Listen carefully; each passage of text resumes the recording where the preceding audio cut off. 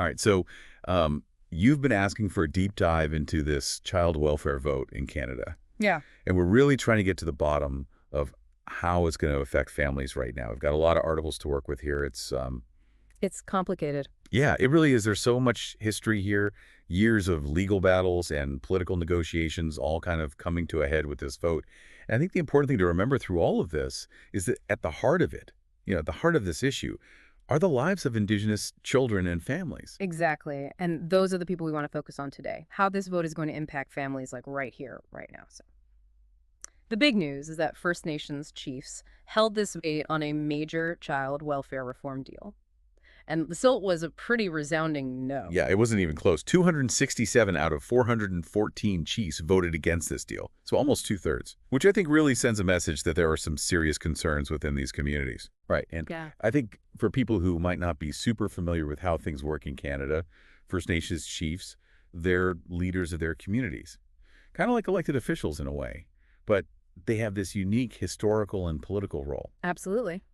And they've been fighting for a really long time to address the overrepresentation of Indigenous children in the child welfare system. Yeah, for sure. And this deal was supposed to be a big step in addressing that. It all really stems from this 2016 ruling by the Canadian Human Rights Tribunal.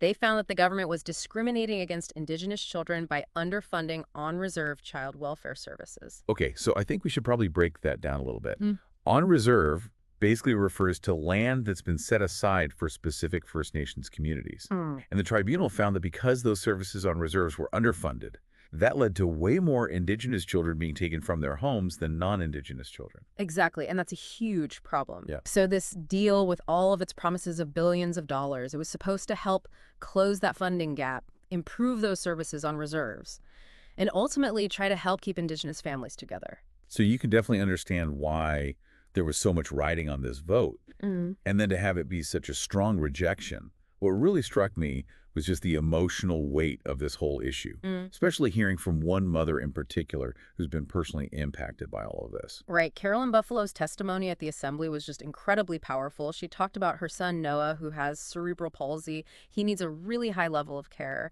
And she's been fighting for years to get him the support he needs on their reserve. It's been a constant struggle for them. And her story really kind of highlights, why so many chiefs voted against this deal. Okay. It wasn't just about the money, although obviously that's a big part of it. It was about having control, accountability, and just this fundamental lack of trust. So, even with all that money on the table, a lot of chiefs felt like it still wasn't the right deal. What were their biggest concerns? Well, a lot of them argued that the deal as it was written didn't actually give First Nations communities enough control over how the money would be spent.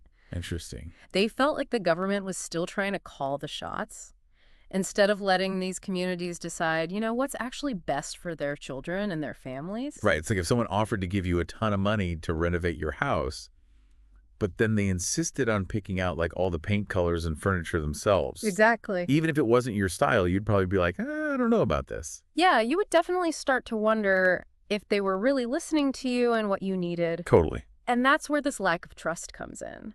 A lot of chiefs felt like they hadn't really been consulted throughout this whole negotiation process. Like the government was just trying to force a solution on them instead of working with them, and actually find a solution that works. And I imagine hearing a story like Carolyn Buffalo's probably made that feel even more real for people. Like, here's this mother who's been going through it, dealing with this system that just seems so complicated.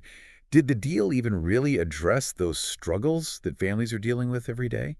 I think that's the million-dollar question. And it's one of the reasons why this vote has been so divisive. There are definitely people who say, oh, this deal isn't perfect, but something is better than nothing. At least it's a step in the right direction. Right. They're worried that if this deal falls apart, it could be years before anything else comes along. So they're thinking, like, take the win, even if it's not ideal. Yeah, basically.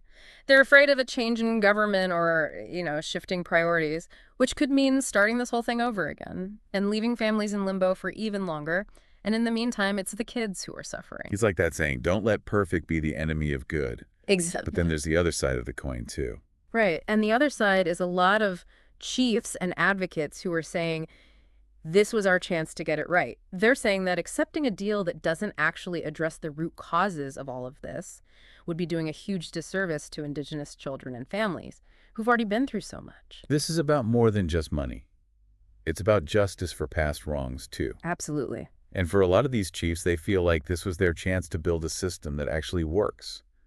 And they don't want to compromise on that. Yeah, I can definitely understand that. So where does that leave families like Carolyn Buffalo's right now? The deal is off the table, at least for now.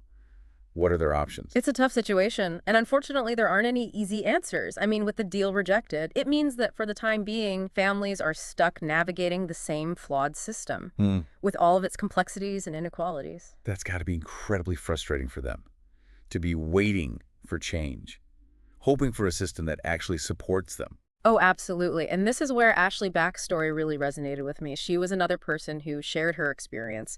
She talked about being taken from her community when she was a child and how that's still affecting her today. Yeah, it must be so hard to heal from something like that when the systems that are supposed to be protecting you are causing you more pain. It really is. And her message to the chiefs at the assembly, it was really moving. She wanted to remind them that it's not just about the adults in the room, it's about the children who are watching all of this unfold, the children who are counting on them to get this right, to create a system that truly values and protects them. Yeah, that's a powerful message. It's a lot of pressure, but it really highlights just how urgent this whole situation is. These families can't afford to wait another generation for things to change. So with the deal being rejected like this, what are the next steps? What happens now? That's the big question, right? And to be honest, it's not entirely clear yet. The government has said that they're open to going back to the negotiating table, trying to make some changes to the deal. But whether that actually happens and whether it leads to a different outcome, well, that remains to be seen. So there's a chance that this no could actually end up leading to a better deal down the line. That's definitely a possibility. I think the chiefs have made it very clear what they're looking for. They want more control over funding and decision-making. They want a real partnership with the government, not just to be told what to do.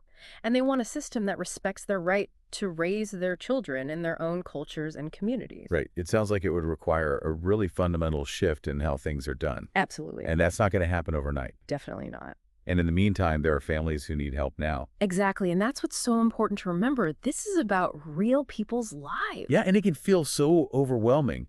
Like, what can any one person really do to help in a situation like this? I get that.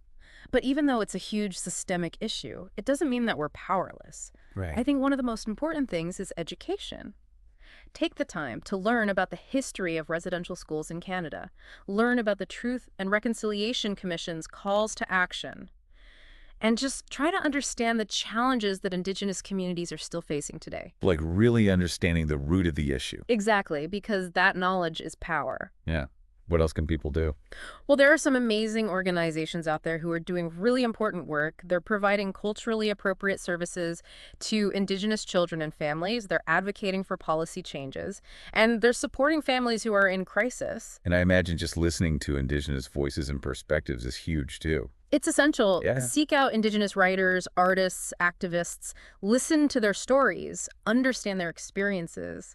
And amplify their voices. This has been a really eye-opening conversation. Yeah, for sure. We've covered so much ground, this historic vote, these complex legal battles, and most importantly, the real human impact that all of this is having. And while there may not be any easy answers here, I think one thing's for certain. This fight for a just and equitable child welfare system, that fight is far from over. Not even close. And it's a fight that every single one of us has a role to play in. So to our listener, we hope that this deep dive has given you a better understanding of what's going on and that you'll continue to learn and engage with this incredibly important issue. Because real change starts with each and every one of us.